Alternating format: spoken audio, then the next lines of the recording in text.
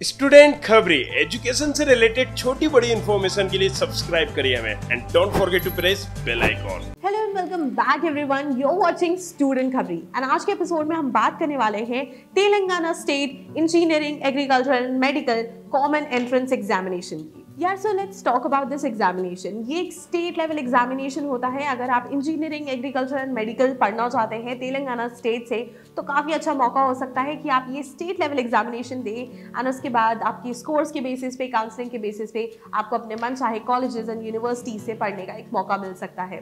Basically इसकी application जो है वो ऑनलाइन फिल होती है, प्लस जो इसके एग्जामिनेशन है वो कंप्यूटर बेस्ड एग्जामिनेशन होते हैं। अगर आपको कोई डाउट्स है जिसके बारे में आप जानना चाहते हैं तो आप इनकी ऑफिशियल वेबसाइट पे भी चेक कर सकते हैं, विच इज eamcet.tschE.ac.in। एंड यार अगर अप्रोक्सीमेटली बात करें तो अकॉर्डिंग टू द सर्वेज इस साल करीबन 2 लाख बच्चे यानी 2 लाख कैंडिडेट्स इस बार एग्जामिनेशन देंगे, जिसे हम शॉर्ट में बोलते हैं TSEAMCET के एग्जामिनेशन। यार टेंटेटिव डेट्स की बात कर लेते हैं because dates are very important कि आपको पता होना चाहिए एप्लीकेशंस कब निकल रही हैं, कौन सी डेट्स में रजिस्ट्रेशंस हैं, करेक्शन विंडो है, एग्जामिनेशन है, हॉल टिकट्स हैं, काउंसलिंग डेट्स हैं, उसके बाद सीट फिलिंग डेट्स हैं and a variety of things. तो ये सारी सीट्स के बारे में, ये सारी डेट्स के बारे में आपको बिल्कुल जानकारी होनी चाहिए। एक टेंटेटिव डेट तो डेफिनेटली आ ही गई है, तो let's talk about that first. March first week से लेकर अप्रैल फर्स्ट वीक तक आपके एप्लीकेशन फॉर्म्स ओपन रहते हैं। ये विंडो ओपन रहती है जहां आप अपनी सारी एप्लीकेशन की डिटेल्स, रजिस्ट्रेशन, फीस सब कुछ कंप्लीट कर सकते हैं। वहीं सेकेंड वीक ऑफ अप्रैल में करेक्शन विंडोज ओपन होती है, जहां अगर मिस्टेकनली आपने कोई भी गलत इन्फॉर्मेशन फिल की है या करेक्ट करना चाहते हैं तो डेफिनेटली इस करेक्शन विंडो के टाइम में आप सेकेंड वीक ऑफ अप्रैल में अपनी करेक्शन विंडो में सारे करेक्शंस कर सकते हैं, भले वो आपके नाम से लेकर हो या रजिस्ट्रेशन से हो, कंटैक्ट से हो, एड्रेस से हो या कुछ भी। सो ये करेक्शन विंडो में काफ़ी हेल्पफुल होता है इस कैंडिडेट्स के लिए कि आप जितनी भी चीज़ें हैं एक बार रीचेक कर सकते हैं एंड उसे करेक्ट कर सकते हैं। Then finally third week of April में आपकी हॉल टिकट्स आ जाती हैं and then third week of June में होती है स्टार्ट आपकी काउंसलिंग सेशंस। सो इसमें यार काउंसलिंग बहुत इंपॉर्टेंट है, तो जितने भी स्टूडेंट्स होते हैं उनके कट ऑफ के बेसिस पे उनकी काउंसलिंग होती है for different colleges and universities. And then finally होती है आपकी seat allotment which is in July first week.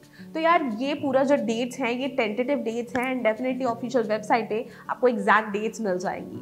अब यार बात कर लेते हैं कुछ एलिजिबिलिटी क्राइटेरियाज की, which are very very important because eligibility criterias कुछ ऐसे पॉइंट्स होते हैं जिसके बेसिस पे डिसाइड होता है कि आप एग्जाम में अपीयर हो सकते हैं कि नहीं, या फिर आगे आप इस स्टेट से स्टडी कर सकते हैं कि नहीं।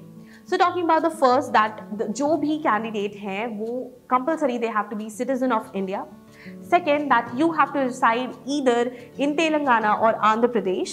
That means you have to be permanently staying in that states. Third, कि अगर आप इस स्टेट में रिसाइड नहीं कर रहे हैं सो कुछ रूल्स एंड रेगुलेशन हैं जिसको आपको वेरीफाई करना होगा, तभी आप एक परफेक्ट कैंडिडेट होंगे to give this examination. And then fourth कि इसमें कोई अपर एज लिमिट नहीं है, तो हायर एजुकेशन के लिए कोई हायर एज लिमिट नहीं है, तो किसी भी एज कैटेगरी के कैंडिडेट्स इसमें हायर एजुकेशन के लिए प्लान कर सकते हैं एंड अपीयर हो सकते हैं इस एग्जामिनेशन में। अब यार एप्लीकेशन फॉर्म्स जो हैं जो आप यहाँ पे फिल करते हैं वो मेजर 3 स्टेप में कंप्लीट होते हैं। First of all that you have to complete the fees, then fees complete करने के बाद second that you will complete all the important details and third आप अपना फोटो एंड सिग्नेचर अपलोड करते हैं।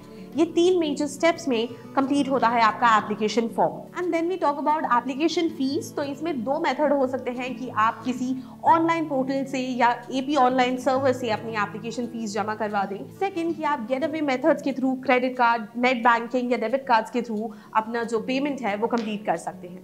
Now let's talk about the fees यार, because application fees बहुत important होती है टू नो, बिकॉज कोई भी कैंडिडेट जो अपनी एजुकेशन प्लान कर रहे हैं, इस एग्जाम को देना चाहते हैं, उन्हें ज़रूर जानना होगा कि एप्लीकेशन फीस कितनी है। So अगर आप इंजीनियरिंग के लिए एग्जाम दे रहे हैं तो जितने भी SC/ST कैटेगरी के स्टूडेंट्स हैं या कैंडिडेट्स हैं उनके लिए फीस होती है 250 रुपीज़।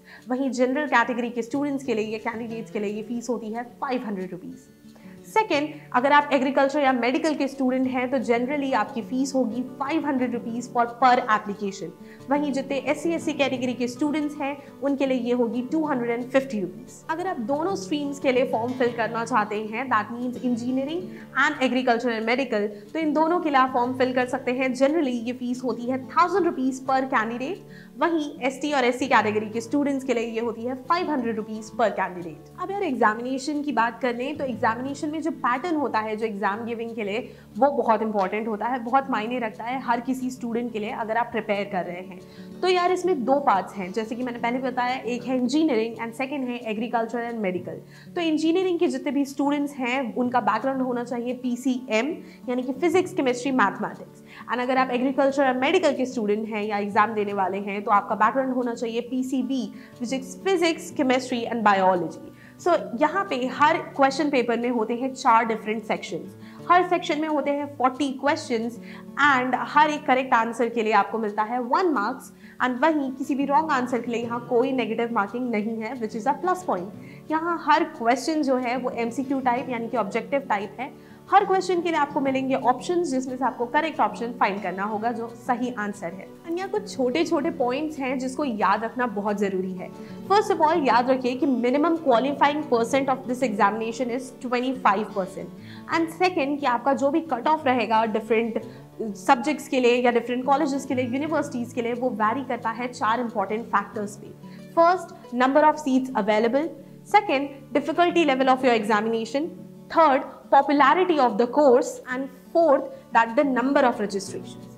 ये कुछ फैक्टर्स हैं जिस पे फाइनल कट ऑफ बेस्ड होता है एंड ये हर साल वैरी कर सकता है। सो यार ये कुछ छोटी इन्फॉर्मेशन थी अबाउट दिस एग्जामिनेशन। अगर आपको अभी भी कुछ भी डाउट्स, क्वेश्चंस या क्वेरीज हैं तो आप कमेंट सेक्शन में पूछ सकते हैं, हम उसका जल्द से जल्द रिप्लाई करेंगे। Till then, you can like the video, do share it with your friends, subscribe to the channel and hit the notification bell so that you get notified every time we post.